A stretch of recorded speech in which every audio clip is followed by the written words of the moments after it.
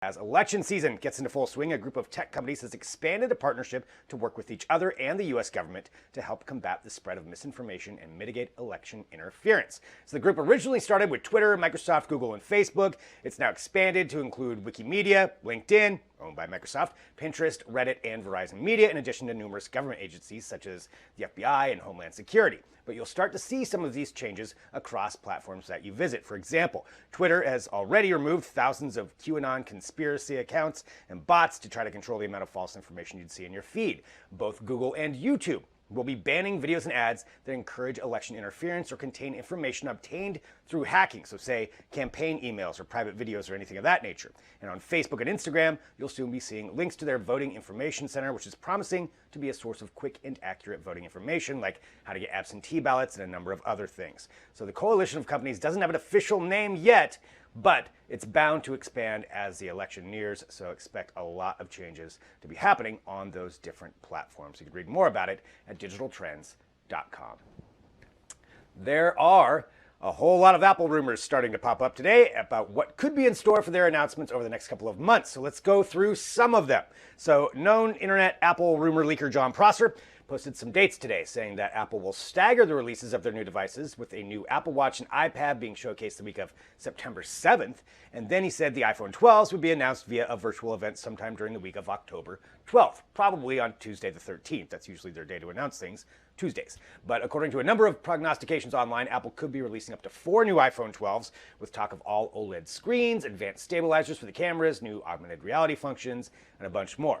So there's that. Now, according to Bloomberg, a bundle subscription could also be on its way that would consolidate a number of Apple services. So the bundles may go under the name Apple One and would feature various combinations building off of Apple Music. So you have Apple TV Plus with the big budget programming, you have Apple News Plus, then you could add in Apple Arcade or even iCloud storage on top of it. And there's a rumor there could even be an exercise class subscription that made Peloton's stock go down today. So it would make sense to have a combination of all of these, and Bloomberg thinks the bundle services could also be announced in October. It's clear we have definitely entered into the full-on Apple rumor season. Usually starts up around now, so we'll keep you up to date on everything at digitaltrends.com. And attention California users of Uber and Lyft.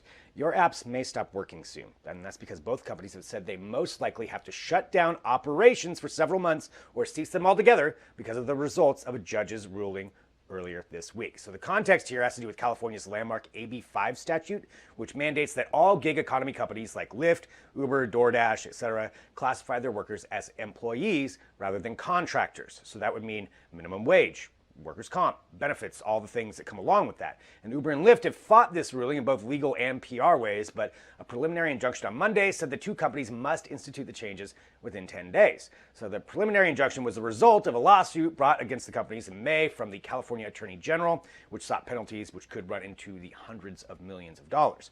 So they have a week to appeal the injunction, which they intend to do, but this is clearly going to be a long fight. So it's an important story to follow because what's playing out in California is probably going to be the bellwether for what would eventually happen everywhere. If it happens there, the companies will have to follow suit, states will follow suit, countries maybe. You can read all about it at digitaltrends.com. And AMC has stated they plan to reopen movie theaters starting on August 20th with 100 of them, with a goal of having about 400 of the properties open by September 3rd. So this plan was released via email and notes that customers can expect continuous extra cleaning and disinfecting of high traffic areas, disinfectant wipes, limited seating, high-tech HEPA vacuums, and upgraded MERV 13 air filters wherever possible. They said this in part. Now, as far as the movies, they'll be showing The New Mutants starting on August 28th, and then Tenet, yes, Christopher Nolan's Tenet, finally making it to the screen on September 3rd. There's also going to be a ton of older movies being shown, like Back to the Future, The Empire Strikes Back, Goonies, Ghostbusters, and more, and tickets will be sold for 15 cents for the older movies on August 20th in honor of AMC's 100th anniversary, but then go to $5 for the classics after that. Something to keep in mind, these dates always change. It's changed so much during this, so don't be surprised if that also gets bumped back, but that's what they said they're going to be doing. So you can read more about that at digitaltrends.com.